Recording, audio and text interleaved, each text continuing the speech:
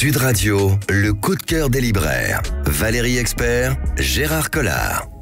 Avec vous sur Sud Radio pour l'actualité des livres avec Gérard Collard, libraire à Saint-Maur. L'actualité des livres, ça fait une émission sérieuse. C'est un peu sérieux. Ouais, j'aime bien voilà. ça. L'actualité des livres, avec Gérard Collard, libraire à Saint-Maur. Bonne nouvelle, il va y avoir un salon international du livre de poche à Créteil. Avec plus de 200 auteurs dans un parc sublime, franchement. Ce sera au mois de juin, dernier week-end 28 et de 29 juin. Là, vous commencez à noter vos... Voilà, prendre les billets de train pour ceux qui habitent loin. Il y aura des auteurs absolument formidables. Il y aura tous les polars, les grands écrans. Enfin, ça va être génial. Grand succès à chaque fois de ces éditions de Créteil en poche.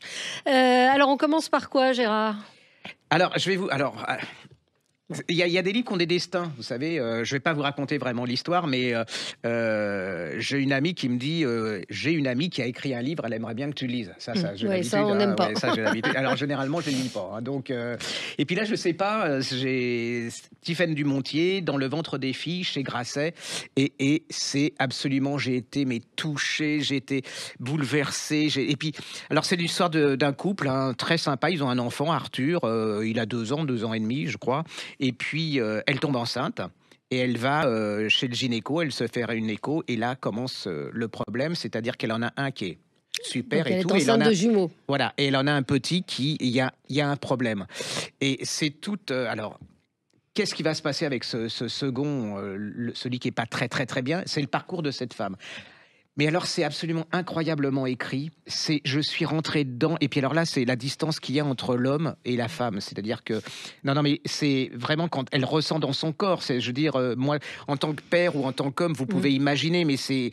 Et c'est écrit au quotidien. C'est-à-dire que dès les premières pages, j'ai été pris parce que elle est là. Alors on la met, elle est nue, elle se dit mais pourquoi on me retire ma petite culotte alors qu'on va me mettre du truc au-dessus. Elle se sent déjà pas bien, elle est avec son mari. Et puis il y a le gynéco là qui est un peu froid, un peu voilà. Et puis elle commence à le sculpter, puis il fait ah. Et là, tout d'un coup, il s'arrête. Il y a une sonnette. Et en fait, c'est quelqu'un qui vient livrer une machine. Il la laisse tomber. Il va chercher la machine et tout. Et là, ils sont tous les deux. Ils regardent l'écran. Ils se disent il y a quelque chose qui ne va pas. Et il revient. Et c'est voilà, tout ça, c'est au quotidien. C'est-à-dire qu'elle vous décrit. Et puis il y a le courage de ces gens. Enfin, et il y a alors c'est horrible à dire. Il y a du suspense parce qu'on se demande comment ça va se terminer. Le petit, là, le tout petit, comment est-ce qu'il va se passer quelque chose de dramatique ou pas de dramatique? Est-ce qu'ils vont arriver à le sauver? Et alors, c'est le parcours d'une femme et d'un homme au quotidien. Avec il y en a qui sont formidables, il y a des gens il y a dans le personnel médical, il y en a qui sont formidables, puis il y en a d'autres qui sont d'une distance, mais d'un mépris presque. Enfin, on se demande s'ils ont un sens de l'humanité. C'est tout ça, c'est absolument je l'ai pas lâché, je l'ai lu en une nuit. Et Dieu sait, c'est pas mon truc. Hein. En plus, en ce moment, j'ai pas envie de lire. Non, c'est ça. Ce que j'allais vous dire, le sujet est pas. Et j'ai été ému par les deux. C'est presque. Je vais peut-être même faire tuer, mais c'est un livre d'aventure. Je veux dire, c'est une aventure humaine. Et on voit comment tous ces gens vont être ensemble pour que ces deux gosses survivent et arrivent au bout de... C'est absolument magnifique. C'est pas... Et il y a de l'humour, apparemment, aussi. Oui, dedans, c'est drôle. Il y a des situations... il y a un moment... comme vous et moi, c'est-à-dire qu'il y a un moment, elle va à sa consultation, il pleut, elle se dit, mais pourquoi j'ai mis mes petites chaussettes à petit cœur avec mes baskets, j'ai les pieds mouillés. Et il y a plein de choses comme ça. Et c'est le premier livre... j'en ai lu, parce que j'ai fait le magazine de la santé, Dieu sait si j'ai fait ce genre de sujet. Et alors bon, ne le donnez pas aux femmes qui sont enceintes, quand même. Si vous attendez un enfant, vous passez sur le truc. Bien sûr. Mais franchement, c'est un très très beau livre, c'est très bien écrit, c'est un très beau témoignage, et je trouve que chapeau les femmes quand même. Hein. Et alors c'est pas non plus le père est absolument parce que le père il est présent, il est là. En plus, il y a la distance, c'est pire. Enfin, c'est pas pire, mais il y a l'imaginaire qui joue, comment va être le gosse, il a peur pour sa femme. Et puis il y a le petit garçon qui est tout à côté, qui a 3 ans et demi. Et puis lui, il sent qu'il se passe quelque chose. Et puis il y a, voilà. Et allez-y, parce que c'est un très, très, très beau. Il y a longtemps que j'avais pas été ému comme ça sur ce genre de thème, et Dieu sait si j'en ai lu. Elle écrit, mais en plus elle écrit très très très bien. Alors c'est vrai qu'il y a beaucoup de gens qui me disent en ce moment on n'a pas, mais passez pas à côté de ce bouquin parce que ça, moi ça a été une expérience. Hein. Ouais. Et si vous êtes un père ou si vous êtes un homme, même si vous n'êtes pas père, vous lisez ça et vous. Et puis comme elle dit, j'en ai marre des gens qui me disent parce qu'il y a un moment, il y en a un des deux qui est plus petit, on n'arrête pas de lui poser, ils n'ont pas le même âge ou ils ont arrêté de poser des questions sur les nouveau-nés. Quoi, elle en a marre de lui dire ouais. Franchement, voilà, je peux pas vous en dire plus, mais j'ai été bouleversé par ce bouquin. Vous m'avez convaincu, alors que c'est effectivement un sujet sur lequel livre, hein, c'est pas triste du tout. Ça s'appelle Dans le ventre des filles. Elle s'appelle Tiphaine Dumontier et c'est chez Grasset. Un livre, une BD, coup de poing. Charlie quand ça leur chante. C'est un dessinateur de presse, Aurel. Il dessine dans Le Canard enchaîné. Et 10 ans, c'est chez Futuropolis. Et 10 ans après Charlie Hebdo, il s'interroge sur ce que c'est que le dessin de presse, sur l'esprit Charlie. Est-ce qu'il perdure encore? Il est en colère, il a raison, et c'est un livre qui dérange, qui fait réfléchir. BD où il se met, je pense que c'est lui qui il se met en scène, mais effectivement, c'est comment être Charlie, et dès le départ, il pose les limites, parce qu'on pose toujours la question de la limite du dessin d'humour, du dessin de presse. La caricature, la limite, c'est la loi. C'est la loi républicaine, et basta. Et après, si vous êtes choqué et dérangé, c'est pas, tant pis, passez votre chemin. Vous lisez pas, quoi. Mais enfin, mais on se dit qu'il y a des gens qui ont été tués, qui sont morts pour avoir dessiné. Voilà où on en est. Ça s'appelle Charlie quand ça leur chante. Le dessinateur s'appelle Aurel. C'est un grand dessinateur de presse. C'est chez Futuropolis. Et puis, vous nous aviez parlé, j'en profite pour rappeler Cabu, la réédition au Cherche Midi de Toujours aussi con et Fou d'amour de Wolinski, qui sont réédités. Et voilà, c'est toujours d'actualité, c'est toujours des livres formidables. Donc, allez-y, comme dit Gérard. C'est important. C'est vraiment moi, je trouve que c'est vraiment une époque où la liberté se rétrécit comme peau de chagrin. Hein, parce que même si la loi protège les gens, la violence, elle est derrière, la mort, elle est derrière, la menace, elle est derrière. Et les gens, je comprends. Alors, moi, je vais pas donner de leçons, mais je comprends que les gens s'autocensurent. Il y a un moment, il y a la peur de la mort. Et là, il faut vraiment être très courageux à notre époque pour faire des dessins comme ça, pour faire des caricatures. J'avoue que cette époque est pas très enfin bon, il y a pas de mots pour ça, mais vraiment c'est décevant. C'est une époque très décevante. Oui, mais il y a une vraie réflexion dans son qui est les affres, j'ai envie de dire, d'un dessinateur de presse après Charlie Hebdo. Comment ne pas se faire, comment pas s'auto-censurer, comment et surtout quand on regarde l'histoire, il y a une histoire qui vient de paraître sur les caricatures, l'histoire de la caricature. Quand on voit ce qui se passait sous la Troisième République, ce qu'on fait maintenant, mais il y a rien. C'était absolument plus. Enfin, c'était fort, c'était méchant, c'était voilà. Mais ce qu'il dit, c'est le constat, c'est que le dessin de presse disparaît des journaux de plus en plus, qu'il y a des nouveaux moralistes qui sont là, qui disent ce qui est respectable ou pas. Et non, l'humour n'est pas mort, donc. Voilà, il faut continuer à lire Charlie Hebdo, il faut continuer à lire ces journaux. Et si vous êtes choqué, passez votre chemin.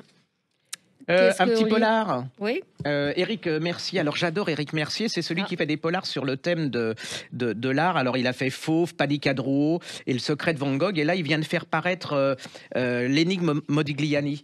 Alors il a l'intelligence. Alors moi c'est comme un petit gâteau. Enfin on dit un gâteau, non, un sucre d'orge. Oui, voilà.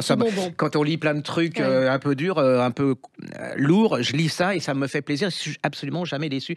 Alors là il y a un faussaire qui sort de prison. Hein.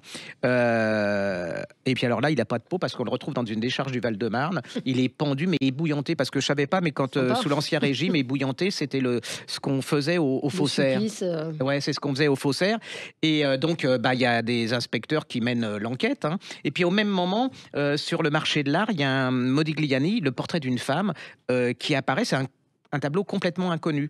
Et il y a Anne, qui est une historienne de l'art, qui décide de faire l'enquête et de savoir qui est cette femme qui est reproduite dans... Alors, vous allez replonger dans tout 1930, comme les nouveaux... quand les peintres modiglianais cherchaient des nouveaux modèles. Mais il y a une de ses amies, Anne, cette femme, qui est assassinée. Quelle est la corrélation entre le premier meurtre et celui-là. Et alors elle va s'unir avec l'inspectrice et ils vont chercher. C'est une plongée dans le monde de l'art. C'est super sympa. Il y a du suspense, c'est bien ficelé. Franchement, c'est si vous aimez l'art et puis le polar, c'est une alliance absolument voilà délicieuse, efficace, intelligente. Et puis on apprend plein de trucs. On replonge dans une époque et ce type écrit très très très bien. Et allez, faut tout lire de lui. Ouais, Éric Mercier, donc l'énigme Modigliani, donc vous nous le oui, allez-y. conseillez. Franchement, pour les vacances, vous voilà. Alors un coup de cœur, coup de gueule. Le restaurant des recettes oubliées de Hisashi Kashiwai. On avait beaucoup aimé les deux premiers. Mais je reçois ce livre et je me dis mais c'est une réédition. Le titre est le même. Et non, en dessous, il y a marqué à la carte. Et donc, on a eu ce débat avec Gérard en disant, mais c'est. Alors, mais on a lu à la librairie aussi. Hein, alors, je ne l'ai pas encore lu parce que je pensais que c'était une réédition du premier. Et en fait, non, le premier qui est formidable, hein, le restaurant des recettes oubliées. Là aussi, vous allez vous régaler si vous voulez dans un petit restaurant dans les ruelles de Tokyo.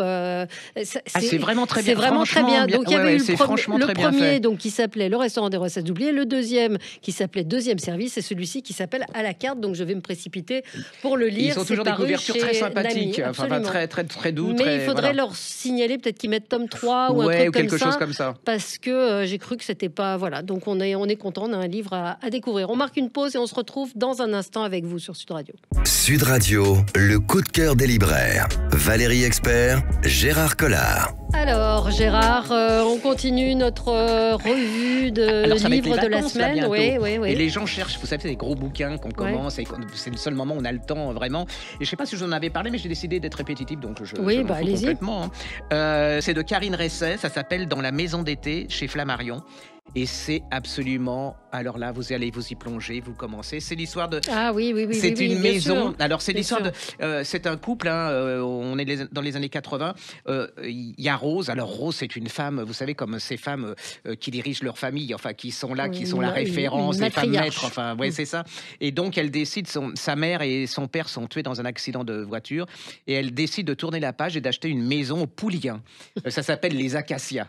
Donc et là, vous allez avoir sur 4 générations. Ça commence dans les années 80 jusqu'à nos jours. C'est une vraie saga. Et voilà, c'est une vraie saga. Et alors, vous avez, vous les suivez. Vous êtes, il y a les petits enfants, il y a les enfants. Alors, il y a tout. Il y a les petits bonheurs, il y a les drames, il y a les morts, il y a les naissances, il y a les anniversaires. Puis vous savez, on va sur la plage, il y a le soleil, le vent. Enfin, on a tous un peu connu comme ça. Enfin, on n'a pas forcément une maison, mais on a toujours eu des moments de vacances où on se retrouvait. Et vous êtes dedans, vous lâchez pas. Alors, il y en a que vous aimez plus que d'autres, il y en a que vous détestez.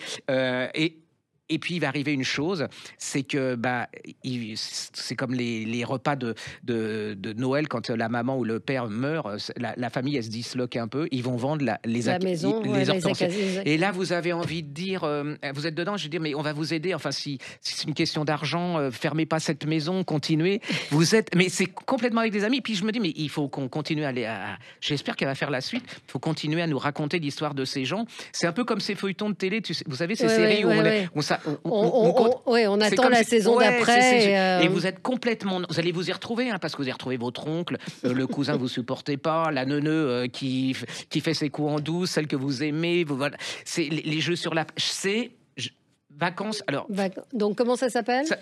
Ça s'appelle, je vais vous le dire, Dans la maison d'été. Attention, attends. Ah oui, ça s'appelle Dans la maison d'été de Karine Resset, c'est chez Flammarion. Resset, ça s'écrit comment ? R-E-Y-2-S-E-T. Et elle a écrit d'autres choses, dont un petit dont je me souviens pas, mais on vous mettra la référence dans le podcast, qui était absolument fabuleux.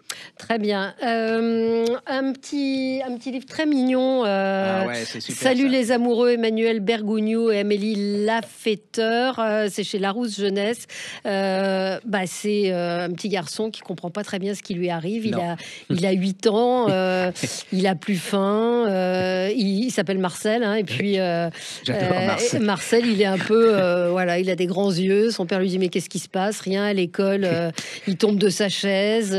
Il a des papillons dans le ventre. Ça le chatouille. Il chante des chansons qui collent comme du chewing-gum. C'est une petite histoire. C'est l'amour. C'est l'amour, absolument. y a un petit suspense dedans. Il est tombé amoureux de son amie Eléa et en fait, il ne sait pas comment faire. Donc, il essaie de se renseigner sur comment on fait une déclaration d'amour. C'est très, très mignon. C'est très réussi. Emmanuel Bergougnou et Amélie Lafetteur. Et puis, un autre petit livre pour enfants, Nina et Bruno, Ciao Venezia. C'est une collection, en fait. Apprends tes premiers mots d'italien. C'est Serena Giuliano et Matou. J'aime beaucoup son dessin. Ils partent à Venise. En fait, ce sont deux chats qui partent, petite fille qui part, Nina et Bruno qui vont à Venise. Et vous apprenez des petits mots d'italien. Vous découvrez Venise, les peintres, les gondoles. Très, très mignon. Voilà, Nina s'est envolée pour 2 Venise avec son chat Bruno. C'est chez Robert Laffont Jeunesse. Alors on continue, Gérard. Ah oui, alors pour les fanats d'histoire, moi j'ai toujours été fasciné, je sais pas pourquoi, mais par les Incas. Et vient de paraître chez Taillandier un livre absolument incroyable de Peter Écoute. Alors Eeckhout, ok. C'est chez Taillandier. Ça va du 13e au 16e siècle. Et alors, les Incas, en fin de compte, le problème des Incas, tout ce qu'on en connaissait, c'était d'après les mémoires des colons espagnols. Donc, forcément, c'était des Russes, c'était des barbares, c'était absolument abominable. Hein. C'était des gens, c'était pas des civilisés dans l'absolu. Ouais. Et là, c'est une redécouverte. Alors, faut déjà savoir que les Incas, c'est quand même un empire. Il y a plus de 100 peuples différents, 1 million de kilomètres carrés. Et c'est 10 millions d'habitants. C'était quelque chose d'énorme qui va durer sur plusieurs siècles, qui est une histoire absolument fascinante. Et là, on redécouvre cette civilisation grâce aux sciences, à l'ADN. C'est assez mystérieux quand même. Ah oui, mais là, le nouveau courant, alors ça fait tomber en brèche, je ne sais pas si on dit ça, mais tout ce qui était jusque-là acquis par l'histoire officielle. Et on redécouvre un peuple absolument incroyable, une civilisation absolument incroyable. Moi, j'ai été fasciné. C'est plutôt un document. C'est un historien qui écrit, qui relate toute l'histoire de cette civilisation. Mais ça, j'ai tout compris, donc c'est lisible par tout le monde, il n'y a pas de problème. Et vous êtes absolument fasciné par ces gens, la façon dont ils concevaient les dieux, la façon dont ils vivaient, les sacrifices humains et tout. C'est vraiment incroyable. Je veux dire, si vous aimez l'histoire, c'est indispensable. Et puis, ça va vous donner envie. Alors moi, ça m'a donné envie. J'avais déjà été dans le Yucatan, j'avais été fasciné par les pyramides et cette façon de voir le monde. Allez-y, parce que ça va vous donner envie d'y aller. Et puis, d'aller, moi, j'ai été voir des vidéos. Je vais passer des heures après la lecture de ce livre. Oui, c'est un livre qui donne envie, ce qui est quand même pas toujours le cas des livres d'histoire. Souvent, c'est tellement pour. Mais là, après, vous allez chercher pour voir les images, génial. pour essayer de comprendre. C'est vraiment un grand livre. Bon, très bien. Ensuite, qu'est-ce que vous avez dans votre besace? Alors, qu'est-ce que j'ai encore dans ma besace? On va parler. Vous avez parlé de petits livres. Alors moi, j'adore ça. C'est des tout petits. C'est des versions pour les plus petits. Ça s'appelle Tiens, c'est pour toi. C'est aux éditions Mine Édition. Et moi, ça me rappelle aussi des histoires vécues. En fait, c'est l'histoire d'un petit écureuil, c'est d'un renard qui a acheté un cadeau à un écureuil, c'est un saladier. Et alors, le problème, c'est qu'il a déjà un saladier, l'autre. Donc, il refile le saladier à quelqu'un d'autre, qui refile le saladier à quelqu'un d'autre, vous voyez, jusqu'au bout. Et à la fin... Qu'est-ce qu'on offre au renard? Le saladier. Et vous savez, il y a des gens, il y a des histoires comme qui font ça. Vous savez, à la naissance, quand vous offrez un petit cadeau et que vous allez vous retrouver dans voilà. C'est très, très joli. Le dessin, regardez sur les podcasts, les illustrations, c'est très mignonne. Et lisez des livres à vos enfants. C'est vraiment important de leur donner ce goût-là de tout petit, quoi. Et puis, il y en a un autre, c'est tout dans cette époque qui était tellement terrible, qui est tellement violent, tellement égoïste et tout. Il y a un petit livre pour les gosses, ça c'est de Smirty Hals et de Steve Small qui s'appelle Super Pote chez Sarba, édition Sarba. Et c'est l'histoire, c'est une histoire d'amitié. Qu'est-ce que c'est qu'un pote? Et là, à travers l'histoire de cet ours, il va leur montrer ce que c'est que l'amitié, avec toute la beauté de l'amitié, la tendresse, la générosité, les cadeaux. C'est vraiment... Et les dessins sont absolument... Les illustrations sont superbes. Oui, c'est très, très mignon. Ah oui, c'est très mignon. Ça s'appelle Super Pote de Smithy Mal.